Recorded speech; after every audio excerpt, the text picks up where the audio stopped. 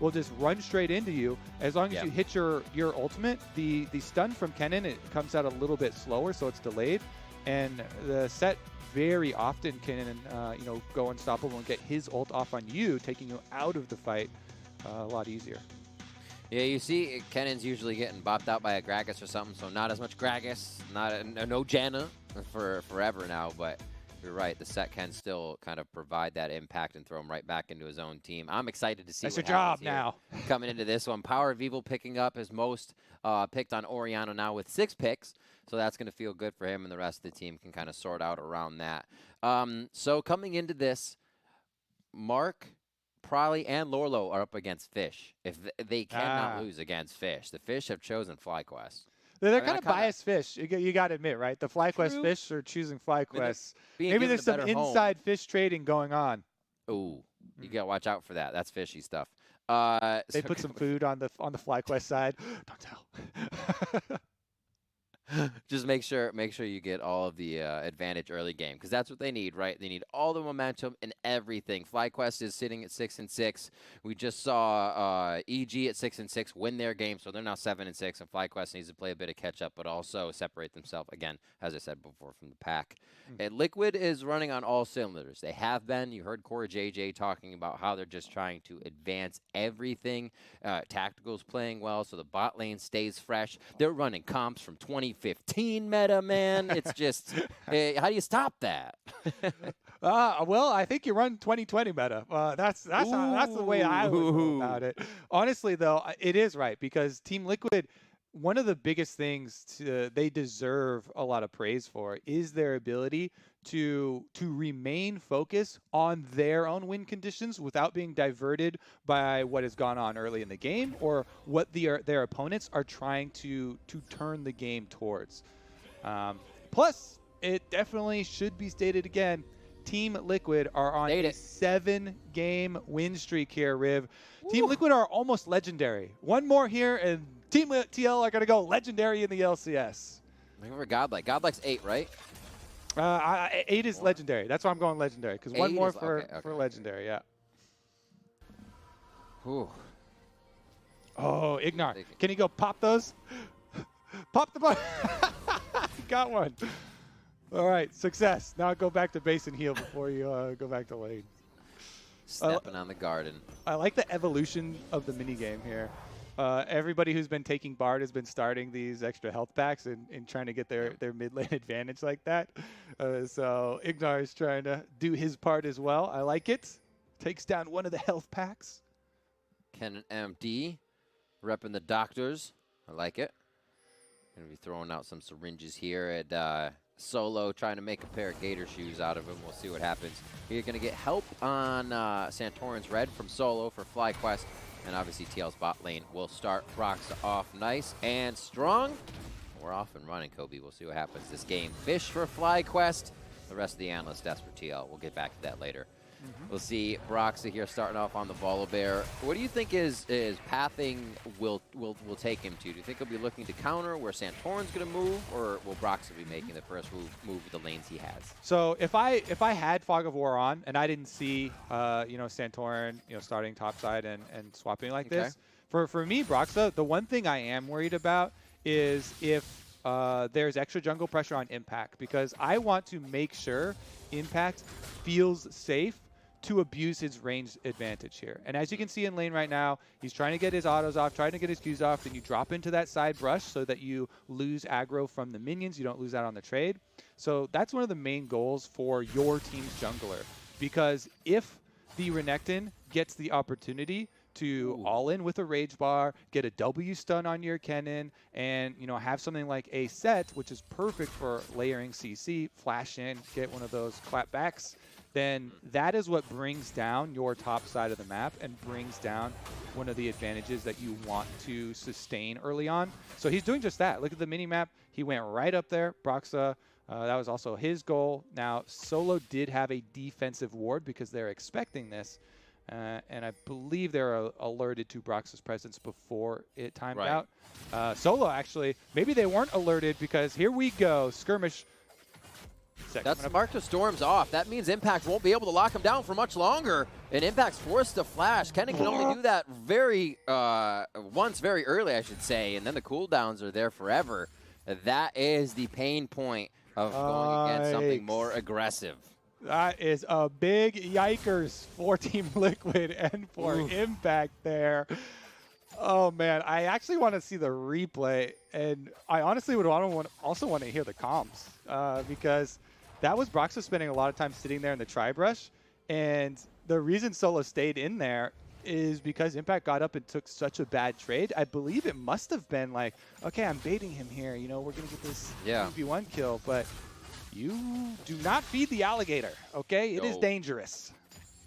What is it? You got to get 4 auto attacks up. Your Thundering Shurikens are 8-ish, 9 seconds to start, and your Lightning Rush is actually pretty long to start too. So knowing that Solo can just keep banging away at you, Impact started that one a little too soon. So some miscommunication there to start things off, and that's scary for a Kennen, Kobe. Whenever your laner has any type of advantage, usually you just keep getting dove, and you have to stay in your hamster cage under the turret. Yeah, I mean, I was talking about how scary it would be if the enemy Sett jungle ganks up there and Renekton gets him. Right. It's even worse if he gets that solo. and now they don't have a flash. Both of them have been traded. So they really need to keep eyes on Santorin to make sure it's not going to be any sort of follow-up. Solo now is playing so aggressively. You can see he constantly goes in for his slice and dice when his rage bar is full to try and threaten Impact. He wants to shove this wave in so he can try and bounce back there. Even though he got the solo kill, he hasn't been able to purchase yet. Still just sitting on the Doran's blade and wants to go get that little extra advantage. For me, I would love to see a Blade of the Ruin King rush because that is just big dominance, but he is going with the Black Cleaver. You know, it's more all-purpose, and you do get the move speed earlier because your Phage component just gives it to you. And your strategy with Phage component is upon killing a minion. Oh, never mind. We'll see an engage. Ooh. That was cheeky from Tactical. He might have put himself in a bit of danger to shift forward like that. I liked it until he almost died. Oh, he gives the cheeky star face cat, though. We're good. Not even close, baby. Turtle gonna deal a decent amount on him back. Oh, man. This is gonna be pretty good for Turtle there because Tactical, as Ezreal, you usually go with your teleport. Yeah. And because they get to shove the wave and kind of force this, they're trying to gank it so they don't get the wave control easy back here. Good job here from Broxah and CoreJJ. CoreJJ forcing the Cosmic Binding. WildTurtle trying to stay away from the wall, but he flashes what could be the Q to end his life. Also Sleepy Trouble Bubble almost sending the rest of FlyQuest to a different realm there. And they'll get away from Jensen and the rest of TL. So a double attack towards the bot side. FlyQuest make it out here. And yep, this is exactly what I was talking about, Kobe. A slight lead, and this is what it feels like to play Kennen in the top lane against someone that's bigger than you. Yep, and they saw the jungler bottom side, so that's why he's doing this, but also calling Santorin here. They will be spotted on the ward, but the damage is done. You know, that was a big minion wave denied. Level 7 solo to... They pulled up CoreJJ, fighting the mid lane as well. As TL is trying to repair the map, Jensen could be going down with CoreJJ backing IgNar. Finds a chance to roam. And CoreJJ now is going to be roaming through the river, roaming through the jungle, making sure that at least Impact's a little safer. Kobe, you were saying this was Broxah's job. Now it's becoming a team job. Nice little exit sleep there for Jensen to get out of it, as PowerOfEvil had a good shockwave. So no summoner spells, no flashes at least burn there as Jensen teleports back to the lane. But the early teleports for bottom lane and for mid lane used now for Team Liquid to be able to get their good purchases off. Tactical working away at his call and tier stacking. Doesn't want to see too much confrontation. He's just happy to play the PvE.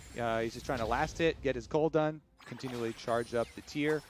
Ezreal, so much of this matchup with Ashe is, you know, just trying to play that long game. Ezreal has the big spike, obviously, on the 2-item completion, 2 core items, when they really start to get playing here. We were talking about this in Academy on Thursday as well. It's just kind of turned into this gentleman's agreement of, okay, you farm, I farm. I'm not going to go back and buy Sheen first. I'm going to buy tier so we can all scale. If you're going to get called too, that sounds great. I'll grab a call. It's just waiting to pocket all this money and then use it all in some big objective fights for the Dragons, like you were saying before. Yeah, and so that means Turtle, You got to keep your eyes open for opportunities to use the Ashe arrow. If you can force something down here, you know, fighting over these control wards, there is an Infernal Drake, definitely a little bit more powerful, more popular for them to try and force something on bottom half of the map. And if you have a top lane advantage, like they do with Solo, it's not like, oh, you know, top lane's only an island if you can't do anything to help out with that dragon. Solo has full control of the minion wave, so he could build a slow push to create a big crashing minion wave on top side and force basically another objective onto Team Liquid and then go down and help, or you know, wait for the teleport threats. Damage onto CoreJJ. Doesn't look like he's going to make it out of this one alive. IgNar with the battle dance back to give a little bit of a shield to his team, and the Sky Splitter will miss as FlyQuest is going to walk their way out of this one. A bit of pressure for that Drake, but they still have to be careful and figure out where everything is on the map here. It looks like Santorin will start that up. Perfect opportunity there. He's looking for the Ashe arrow constantly, you know. He's seeing that Cole tier Ezreal. He's like, all right, we need to fight here now. FlyQuest, they find it. Turtle is able to get off the arrow. Santorin gets in there with the flash. They pull him back, and that's going to be Dragon as well. Uh-oh, Facebreaker back in. They could have given Broxah a bit of an escape there. Shockwave's going to miss. Nice flash out by Broxah on the fast fingers as CoreJJ is now back from the grave to deliver a bit of damage. Cosmic Binding can stop them both. They go through the magical journey, and that's Turtle going down. The shell was not hard enough. Double kill for Tactical, as we just saw. FlyQuest trying to get down his bot lane a little bit. TL answers back. Yeah, nice poke damage there from Team Liquid to punish them on the exit. And them, yes, they do give up the dragon because of the early fight, but the 2 kills onto Ezreal, that greatly accelerates your double item power spike here for the Orianna plus you know, Sheen purchase. It was an attempted steal from Broxah. He ults out there, but the critical part was him being able to flash that shockwave. Huge. If he does not flash that shockwave, you know, there are triumph heals that go over to FlyQuest off of the kill, and losing that one member, they might be able to get more people out. But because there's a little bit of time between the Rakan knockup and the shockwave actually going off, Broxah flashes it, and they're able to get him out as well as get more money. Look at that. Manamune purchased here, and he'll start stacking a lot quicker. Gotta feel good. Already has a bounty for himself, and he gets to play safe. Tactical always pushing himself to the limit, and as Jat would say, not even happy with the 100 lane 2 kills. You know, no, as he keeps pushing himself to the limit. He'll meet Turtle back on the bot side, though, as we do see Rift Herald go over to FlyQuest. So they're going to grab a bit of map control now. Can they use this? We haven't been back to the top side too much yet. Solo was bullying Impact quite a bit, and that's maybe where we don't see it, since that lane's already losing plates. Maybe they do, so Solo can start wreaking havoc other places. It's kind of in FlyQuest's position right now to do what they want with that. And we'll see where they choose. Where would you go with it, Kobe? I always like mid lane, but the best usage of it is obviously to try and burst down a turret. Basically, you go gank an area like top lane, and either you kill Impact or you force summoners and do damage and force him off the turret. And then in your push with 2 people, you're able to take off 2 plates by hand and use the Rift Herald to just annihilate with true damage the last 2 plates, because those ones give so much extra armor. And then you also get your first turret bonus, extra 150 local gold, as well as opening up the map and allowing Solo to roam to affect the other objectives for your team. Trying to watch Solo's ferocity here. Cole the Meek there onto a few minions. We can get that on a champion. He healed for a bit more, as we can see it's up above 50% now. And I'm keeping an eye on CoreJJ at this point. He journeyed to bot lane, but also is staying in the middle of the map to be available for wherever this rift goes. Right? You can't just go back to tactical, or you completely nix the reason. You take Tempered Fate to stop Herald. So I like seeing him kind of mill about, not be in one spot, so he can really make use of that. If you can find Santorin and track him, you're good to go. Exactly. Honestly, it doesn't matter where you want to use the Rift Herald. You just have to use it away from the Bard. Yeah. That is the goal now. As soon as you let Bard through, you have an objective to dodge him with Rift. Broxah able to kind of step up in this fight as a true shot barrage goes over his shoulders, just missing FlyQuest. They have Turtle here. Maybe a bit of a speed up. Tempered Fate into the flash. You are correct. And it's going to be both summoners down here for Turtle as he stays safe at turret. Jensen that was Tempered back Fate to mid lane. Yeah, that's the turret going down in the mid lane, or at least a 1 plate so far. Is that correct? And it looks like they'll be able to stop this one. So, FlyQuest taking what they can get here, knowing that TL will take those fights, right? They're trying to just clamp down on everything that FlyQuest is doing. And FlyQuest is saying, nope, I'm going to poke you here. Oh, I'll poke you in the eye here. And just getting these little things left and right. Yeah, I honestly want Santorin to poke him again. He's recalling right now. He could go take their blue side, but Santorin actually goes for the recall. I definitely would want him to go play with Solo. Solo just smashing impact here, bullying him back between the two turrets, and there was a whole blue side jungle there. You can see Broxah is stealing away Santorin's blue side jungle, but Santorin went for the recall. Maybe he got an item completion or something he was waiting on, but I think that was definitely a missed opportunity for me, at least, where he could have answered back. 20 seconds on to Ocean. This will be our second Drake of the game, showing us what takes over the map for Drakes. It looks like Broxah will take this time to back as he cruises on back to the Drake to set up some vision here. All of FlyQuest are present, even with Solo's teleport up here. His turret being close, or down, I should say. Close to down on the top side. He just gives that up for now. Yeah, I think they're going to burn it here. Team Liquid should probably just make the call to keep impact on top side. There's no use in actually having him teleport down here. Solo's level 11. He's a bigger impact on the team fight. So, yeah, you just give it up. You don't want to waste any extra cooldowns. Any summoners going for that. Like the call. Swing! Lightning Rush and swing more. He finally gets some time on the enemy half of the map, Riv. Yeah. we track forward percentages for all laners and stuff, which is your time spent in the first 15 minutes across the halfway point. Impact has had very, very little, almost none, except for the early part where he died this game. So this is his first time getting up to that point, and we just crested 15 minutes, so won't even count as stats. Team Liquid, though, they will get the bottom turret for themselves in answer and get some money back for themselves. For now, that will actually bring the gold lead back to parity, but it'll probably be answered with the top side. You know, Solo got that really low already, and mid lane turret was about to fall. So FlyQuest have a lot of standing gold that's about to knock over, which the scoreboard's not updating quite yet. That player cam, so focused. Aha, the drone! I hate drones. Turtle's able to scout out. Hey, I'm pretty sure they're looking to dive me here. They've got You Bard. love Hogshot, don't you? Yeah, I actually just, it's one of the, it's actually maybe that is my most hated ability in the game as a jungler. Definitely a pet peeve. But CoreJJ and Broxah, you know, both of them can turn towers off. So Turtle knows he is a big target.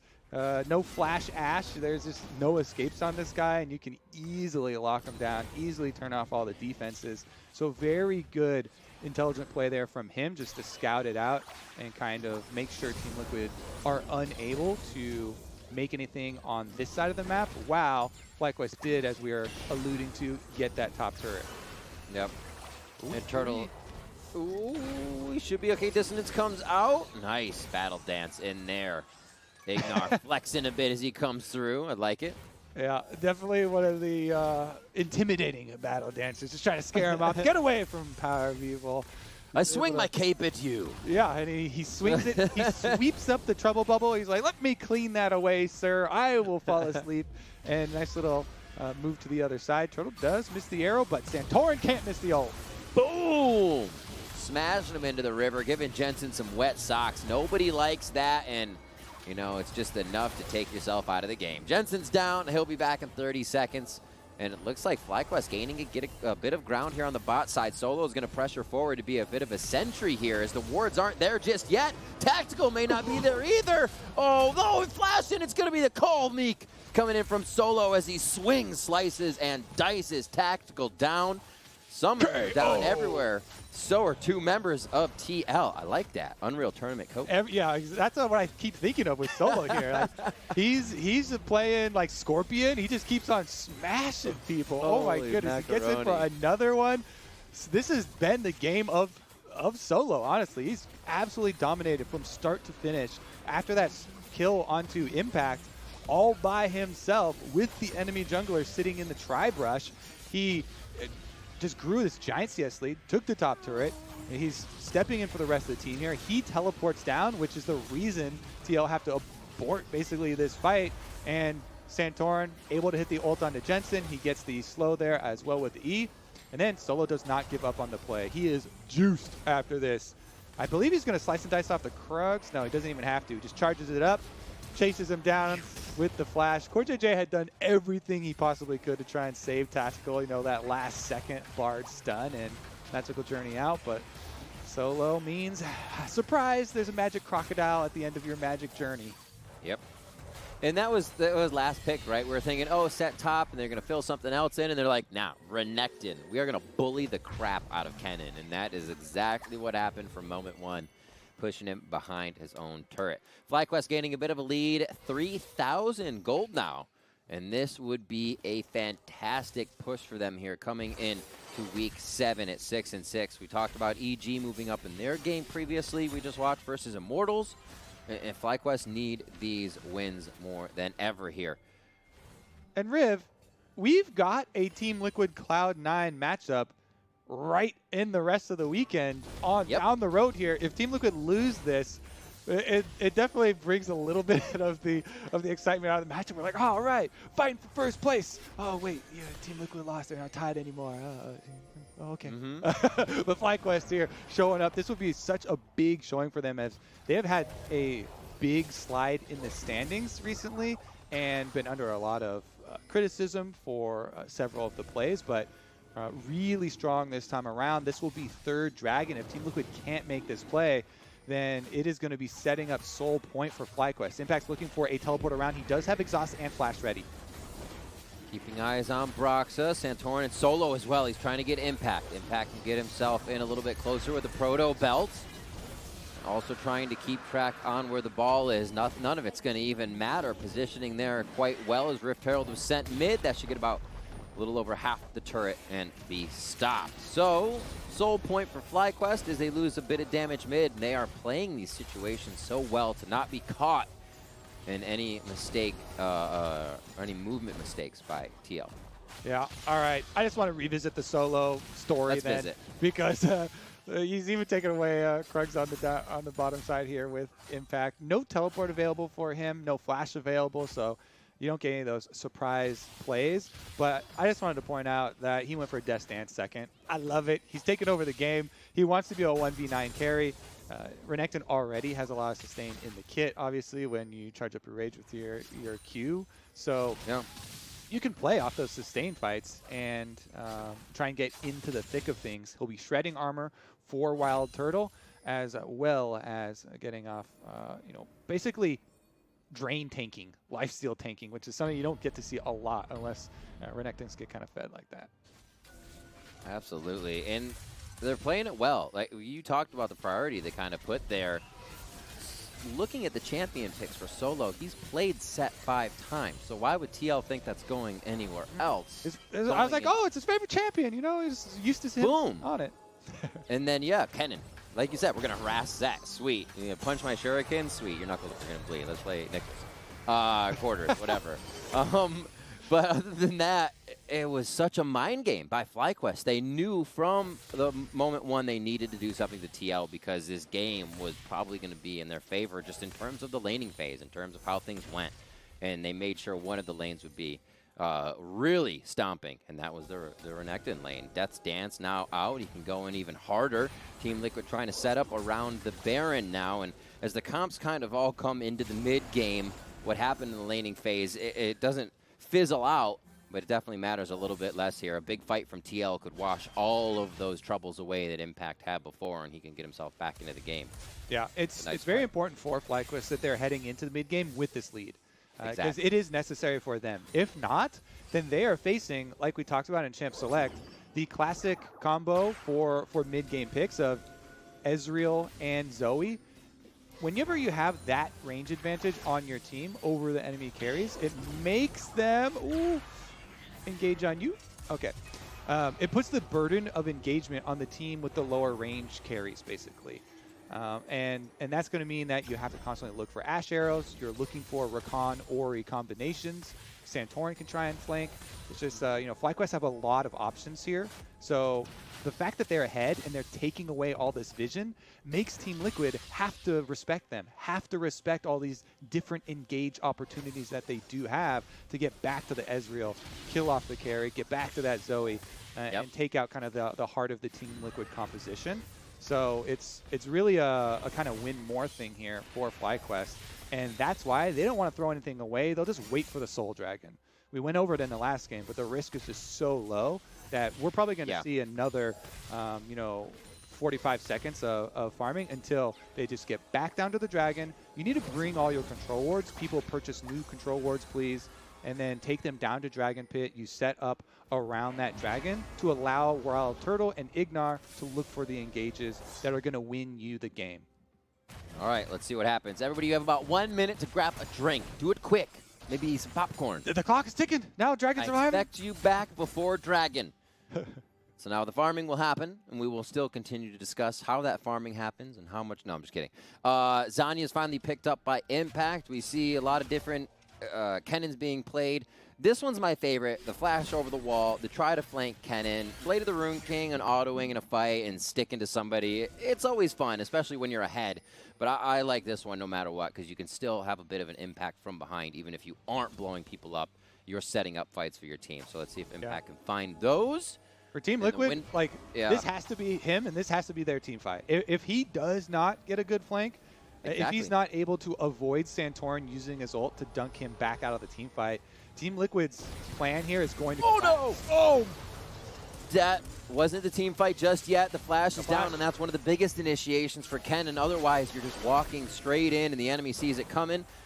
True Shot Barrage is not really going to hurt Turtle too much. He'll be able to get that health back quite quick with the Blade of the Rune King as we set up for the Drake. This is sold for FlyQuest. True Shot Barrage is down. Flash for Kennen is down. Slicing Maelstrom is still up for Impact on the side of TL. He's zooming in. He has teleported to try and give himself better positioning here. And there are no wards on the flank, Kobe. He could be able to get in here once Lightning rushes up. He will be attacking. I think he's in the right side brush. TL's just waiting. They're pushing into where Impact would be currently. And it looks like they're going to pull off of this one. He's right in the brush. He gets PowerOfEvil first. Going to be on the blast cone. They're not going to hit it as IgNar gets back to defend. And now it's the face breaker coming in from Santorin to try and stop TL in their tracks. Solo doing everything he can with Dominus on as he just cleans up the rest of Team Liquid on the other side of the fight. That's Turtle coming up with a big one. And not even with a huge flank can TL find their way through the thick skin of FlyQuest. Oh my goodness, Solo. Keep spamming whatever emote you want, my friend. Absolutely smash this game. Even with Impact getting the opportunity to have a flank with Kennen without flash, being in that bush right behind PowerOfEvil, he's only able to get the one stun, and the exhaust goes down. They're able to keep PowerOfEvil alive. He flashes away. Let's take another look at the other side of the team fight, because we're so focused on Impact finding this really kind of lucky and nice you know, flank over the backside. He puts a control ward to make sure they haven't seen him. Team Liquid are thinking, all right, this is it. This is our opportunity. This is the only chance we've got. They don't have a lot of other cooldowns to use, though. So Impact, he goes in. Everybody looks for PowerOfEvil. But Broxah gets chunked out to the other side. Then Santorin flashes in to get some peel down. And you can see WildTurtle chases down the rest of them. Solo just flashes in, kills off the extra carries. Jensen was on the outside on Zoe, unable to do anything. If your team's not able to land some Sleepy Trouble Bubble or Zoe Poke to start out the team fight, then they're just not going to have enough of an advantage to be able to take down this FlyQuest team. Now with Mountain Soul, extra shield armor on top of themselves for FlyQuest, they have a very easy Baron setup on top of it.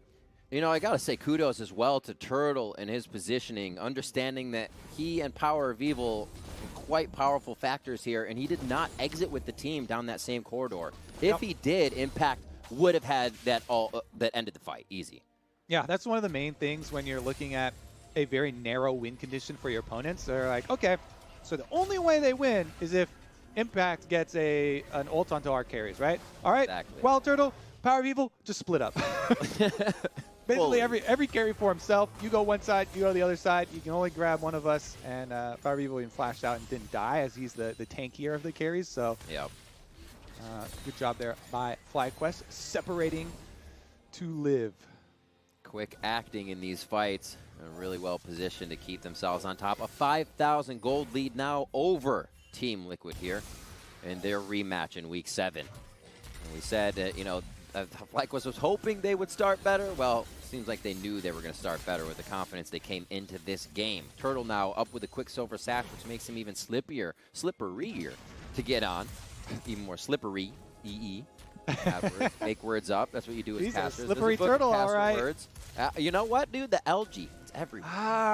The algae every time. You don't expect it. Yeah. You know, you've been walking in a stream before and you just fell on your ass because algae. Well, they're forcing it. The bubble does miss. I think they're just going to have to pull off the Baron. It does regenerate here. So good little poke from Team Liquid. They're still poking around. Ooh, this is the first time they've really had solo quite low to start the fight and been able to use that poke comp we've been talking about around these objectives here. The wards, however, are dwindling as FlyQuest start to encroach a few more forward into the jungle of Team Liquid. And now it's an attempt. Ooh, they are starting it. Basically, Broxah waiting. It's shields up. As soon as they get the mountain shield back again, just go right back into Baron. Tank it up with the shield. They're not going to sustain a lot of damage. It's down to 4,000 health. Broxah's got to get in there for the steal. One way! Nope. I don't think it's going to work. The timing of what happened for TL to buy, the Blade of the Rune King coming in. Tactical tried to get back in time with teleport down, and FlyQuest just playing within these windows perfectly. FlyQuest gets hit in the face. It's going to be an arcane shift in to that Quicksilver Sash, which keeps him alive. CoreJJ journeys forward, and Santorin's going to slightly follow to cut them off on that mid lane push. Broxah is still trying to create a bit of a wall, and it looks like TL will not be able to get the inside track on mid lane damage here for FlyQuest on mid tier 2 turret. Yeah, it's really hard for Team Liquid even to deal with the minion waves that are buffed up by Baron buff right now. Team Liquid are in full defense mode. They still have to be telling themselves, okay, we have to farm, we have to keep playing defensive under our towers.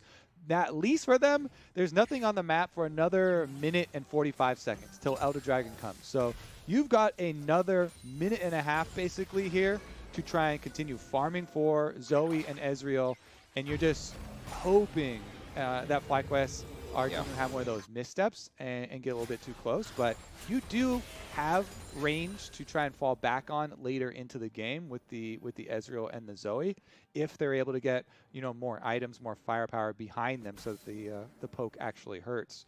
But FlyQuest feeling so good now with this Baron buff, they should be able to do real damage to the base.